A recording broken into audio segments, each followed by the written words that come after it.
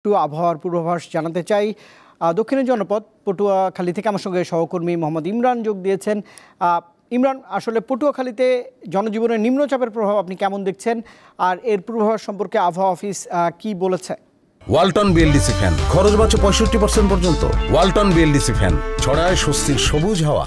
আর রুবায়েত, গভীর নিম্নচাপটি কিন্তু নিকট অর্থাৎ পটুয়াখালীর কলাপাড়ার নিকট দিয়ে কিন্তু এই কলাপাড়ার যে উপকূল, সেই উপকূল কিন্তু অতিক্রম শুরু করেছে। সেটি কিন্তু আমরা আবহাওয়া শুরুতে জানতে পেরেছি। গভীর নিম্নচাপের প্রভাবে কিন্তু গতকাল থেকে এই পটুয়াখালীর উপকূলে মুষলধারে বৃষ্টি হচ্ছে।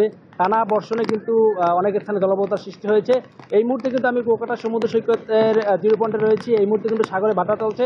তারপর আপনি আমার পিছনে দেখতে পাচ্ছেন অনেক বড় বড় ঢেউ কিন্তু তীরে আসতে পড়ছে, এবং এই ঢেউয়ের সঙ্গে কিন্তু এখানে যে সকল পর্যটকরা এসেছেন তারা কিন্তু এখানে গোসলে মেতেছেন। তারপরেও কিন্তু এখানকার এখান থেকে সরে যাওয়ার জন্য বারবার মাইকিং করছে।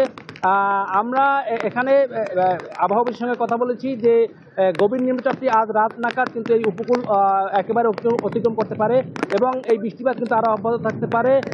এই গভীর নিম্নচাপের প্রভাবে আমরা দেখেছি দুপুরের জোয়ারে কিন্তু বেরিবাঁধের যে বাইরের নিম্নাঞ্চল, সেই নিম্নাঞ্চল কিন্তু প্লাবিত হয়েছে।